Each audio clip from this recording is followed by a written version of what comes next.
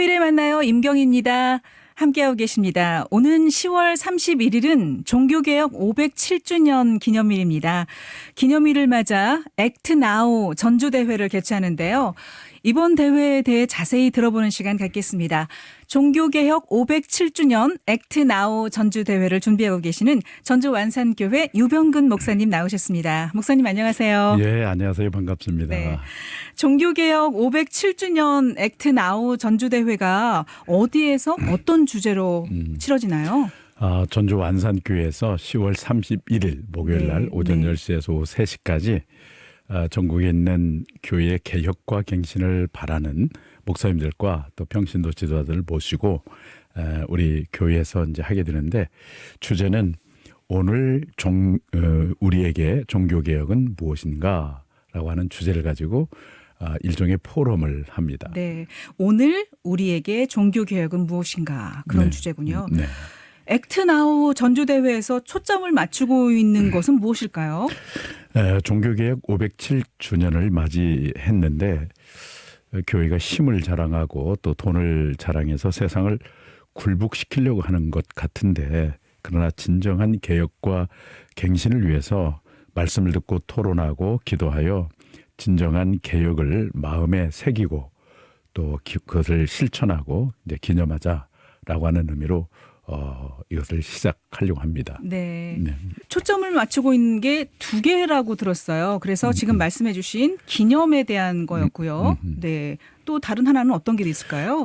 주제인데 오늘 주제요? 우리에게 종교개혁은 무엇인가, 이제 이런 주제거든요. 네. 그때의 개혁이 지금 우리에게 무슨 의미가 있는가. 지금 우리 한국교회가 세상 사람들에게 쉬를 하려고 하는 것 같은 느낌이 자꾸만 드는데, 원래의 개혁의 의미는 교회의 부패와 타락을 회개하고 본질로 돌아가는 것이었어요. 그렇죠. 다시 말하면 성경으로 돌아가는 것이었기 때문에 오늘 교회가 적어도 하지 말아야 할 것 5가지, 또 우리가 적극적으로 해야 할 5가지들을 일방적으로 채택하는 것이 아니라 강의와 그리고 토론과 기도, 이런 여러 가지 과정들을 통해서 한국교회가 정말 적어도 하지 말아야 할 것 5가지, 해야 될 것 5가지 이렇게 채택하고 거기에 참여하는 교회들이 다 실천해보자, 이제 그런 의미가 있습니다. 그렇군요. 이 종교개혁 운동이라고 하면은 16, 17세기 유럽에서 로마 가톨릭 교회의 쇄신을 요구하면서 등장했던 개혁 운동으로 우리가 개괄적으로 알고 있잖아요. 종교개혁 운동의 배경을 좀 자세히 이 시간에 말씀해 주실까요? 그 배경은 뭐 굉장히 방대하지만 간단하게 좀 말씀을 드리면은 그 당시 신부였던, 가톨릭 신부였던 그 마틴 루터 굉장히 순수한 사람이었습니다. 자기 속에 있는 죄를 해결하기 위해서 고해 성사를 보통은 뭐 일주일에 한 번 정도 하는데, 이분은 하루에도 몇 번씩 하고 심지어는 고해 성사를 했다가 7분 만에 또 하고, 그 강박증이 있을 정도로 그런 사람이었어요. 그래도 이 자기 속에 있는 이 죄가 해결이 안 되니까 라테란 그 성당에 유리계단을 무릎을 꿇고 올라갔다가 내려갔다. 그렇게 해도 이 죄에서 해방을 받았다고 하는 느낌이 안 드는 거예요. 그러다가 시편 31편 1절 말씀을 읽다가 주의 의로 나를 구원하소서 라고 하는 이 다윗의 고백을 읽다가 구원이라고 하는 것, 의롭게 되는 것이라고 하는 것은 나의 행위로 되는 것이 아니라 하나님께서 나를 의롭게 해줘야 되는 거구나. 그걸 이제 깨닫고 이제 그런 어떤 것에서 이제 그 중압감에서 해방을 받기는 받았는데, 또 그 당시에 어떤 일이 있었냐면은 면죄부를 판매하는 일이 있었어요. 그래서 면죄부를 일반 그 성도들이 사야만 자기 조상들이 연옥에 있던 사람이 면죄부의 주화를 보고밤에다가 짤랑하고 이렇게 던지는 순간에 연옥에 있던 사람이 천국으로 올라간다. 이런 것에 이제 속아가지고 면죄부를 팔고 또 교권을 가지고 있는 사람들은 그것으로 부를 누리고, 이걸 보면서 루터는 이것은 그야말로 종교 사기극이다라고 이렇게 마음을 딱 결단하고 비텐베르크 성의 철문에다가 이것에 반박하는 95개조를 써서 이것에 대해서 나오고 논쟁할 사람은 나오라 해가지고 거기서부터 종교 개혁이 출발이 되었습니다. 네. 종교 개혁 주일이 되면은 목사님들 각 교회에서 설교 말씀 들어가지고요. 많은 성도분들 이렇게 잘 알고 있을 거라고 생각을 합니다. 마틴 루터의 종교 개혁이 그 당시 사람들에게는 그럼 이렇게 해서 어떤 반향을 불러일으켰고 또 그리고 오늘날까지 계속 이어오면서 우리에게 어떤 영향을 미치고 있다고 보세요? 그 당시에 큰 반향은 첫째는 네. 그 사제의 손에만 있었던 바이블이 네. 성경이 일반 성도에게 돌아갔다는 거예요. 이거 네. 엄청난 네. 이건 혁명입니다. 그런데 그때 또 이렇게 하나님의 은혜로 인쇄술이 발달해가지고 예. 이 성경 보급이 아주 급속하게 되었어요. 네. 그리고 이제 또 개혁의 의미는 개혁이라고 하는 말이 영어로 리폼드라고 하는 말인데 네. 원래의 형태로 돌아간다. 이제 그런 뜻이거든요. 네, 네. 그래서 원래의 그 교회, 성경적인 교회로 돌아가자고 하는 운동인데 조금 안타까운 것은 루터가 그런 종교개혁은 사제의 손에 있는 성경을 일반 성도에게 돌려주는 것은 참 잘했는데 예. 사제의 손에 있는 이 사역, 미니스트리는 아직도 그 당시에는 그 일반 성도의 손에 많이 못 들어갔어요. 네. 그래서 이제 지금은 그런 운동을 펼치고 있어서 이제 교회가 이렇게 조금 어려움이 있고 사회의 지탄을 받을 때마다 이 종교개혁의 정신과 모토가 다시 발동이 되어져서 그런 그 원래의 모습으로 돌아가자고 하는 운동이 끊임없이 이렇게 지속되어져 가고 있는 것 같습니다. 네. 성경은 일반 성도에게 돌아갔지만 미니스트리는 그러지 못했다는 네. 말씀이었어요. 이 종교개혁일을 맞아서 우리 현대를 살고 있는 성도님들이 가져야 할 신앙적 자세는 뭐라고 보세요? 성경으로 돌아가야 된다.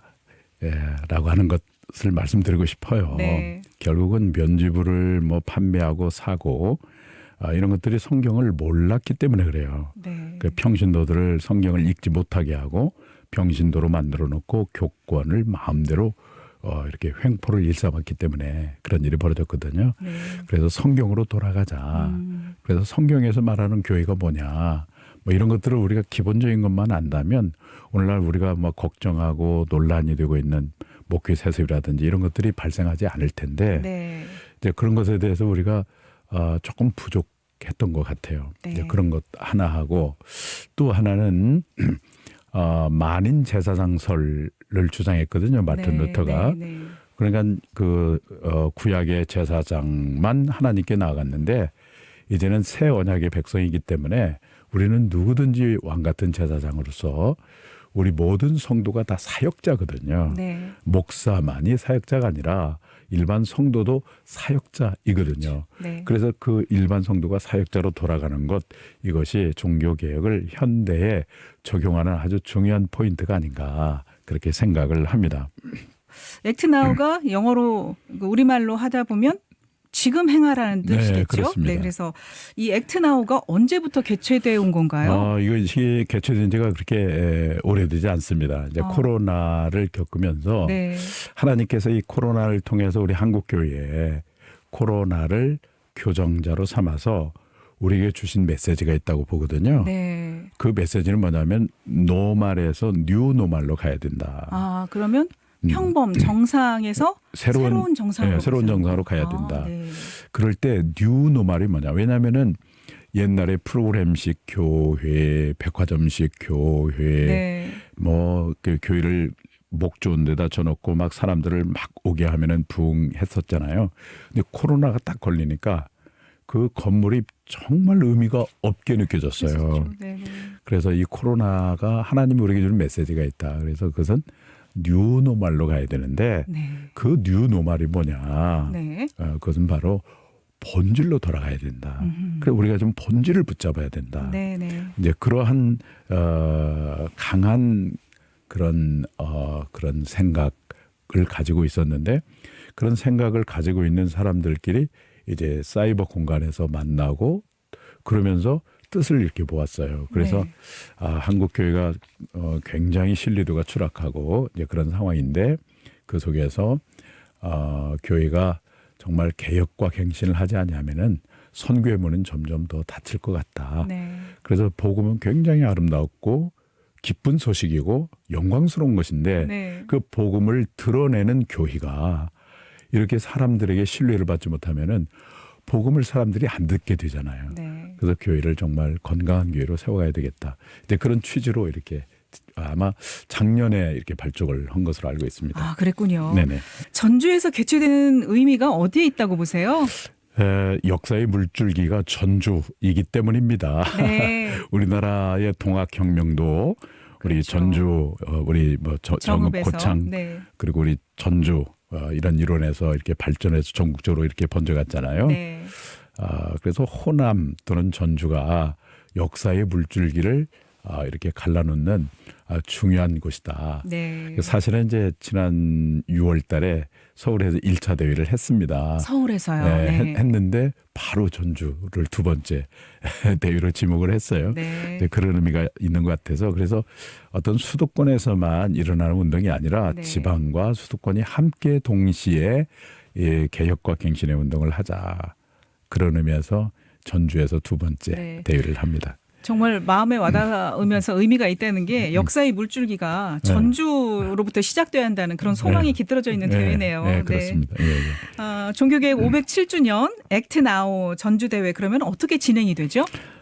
진행은 이제 아까도 말씀드린 것처럼 10월 31일이 종교기념일인데 네. 오전 10시부터 오후 3시까지 하는데 목요일이요. 예, 이덕주 교수님이라고 네. 우리 한국 교회사에 아주 탁월하신 분이신데 이제 그분이 이제 1시간 반 정도의 주제 강의를 하시고 네. 우리 모든 참여하신 분들이 이제 식사를 같이 나누시고 그다음에 세 분의 그 목사님들이 분과 강의를 하고 네.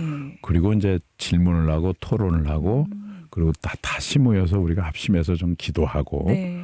또 중요한 것을 또 채택하고 이런 순서로 진행이 됩니다.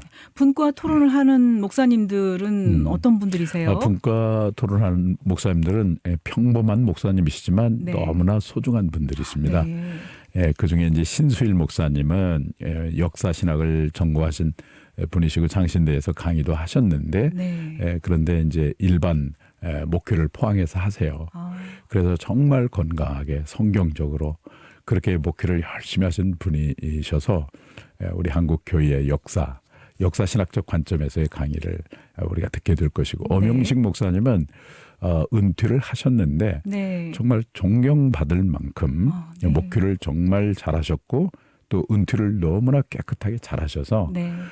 요새 이제 목사님들이 목회를 잘했다가 마지막 마무리를 뭐 하여간 잘못했다기보다도 마무리하는 단계에서 여러 가지 이제 문제가 야기되고 그러잖아요. 근데 이분은 너무나 깨끗하게 네. 목회 마무리를 잘하시고 그러다 보니까 정말 그 존경받는 그런 목사님이신데 네. 이제 그분의 강의를 우리가 듣게 되고 이상일 목사님은 이제 목회하시면서 네. 학교에 나가서 그러죠. 학생들에게 네. 강의도 하시는데 그 철학적 관점에서 우리 교회를 어떻게 바라봐야 될 것인가 이제 이런 그런 콘텐츠가 굉장히 많으신 목사님이세요. 네, 철학 강의를 하시잖아요. 네, 네네. 그렇습니다. 주제 강의, 이렇게 발제 강의, 토론, 이렇게 이어서 또 참석하신 분들이 실천 방안을 또 모색하고 결정한다는 얘기를 들었어요. 예, 그래서 예. 어떤 유익하고 또 지혜로운 그런 예. 내용들이 나오게 될지 기대가 되네요. 네네. 네.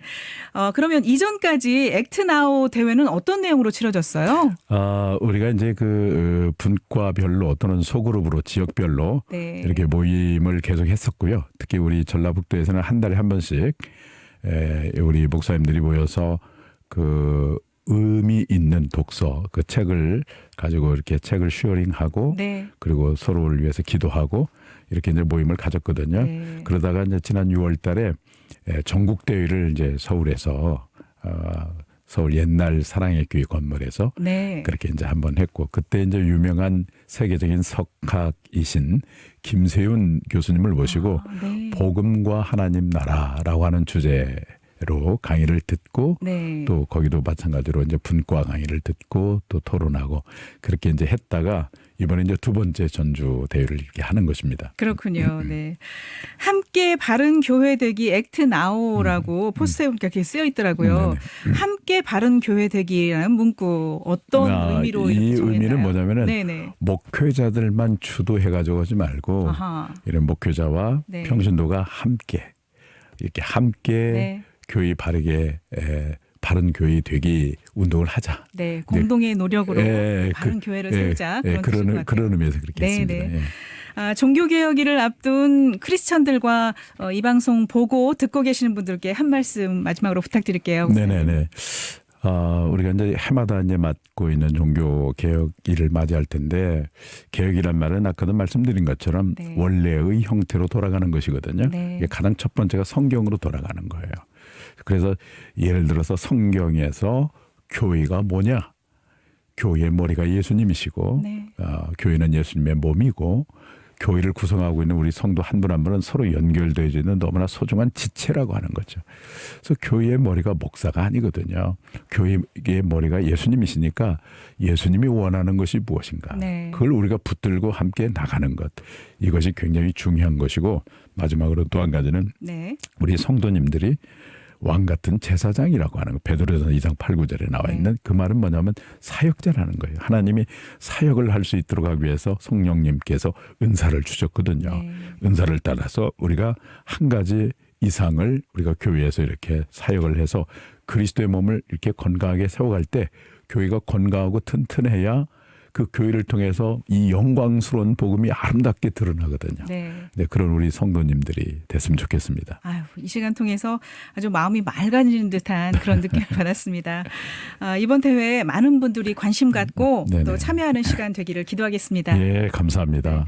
토요일에 만나요. 임경입니다. 오는 10월 31일입니다. 종교개혁 507주년 액트나우 전주대회 개최 소식을 전해드렸습니다. 대회를 준비하고 계시는 전주 완산교회 유병근 목사님과 함께 말씀 나눴습니다. 목사님 고맙습니다. 예, 감사합니다.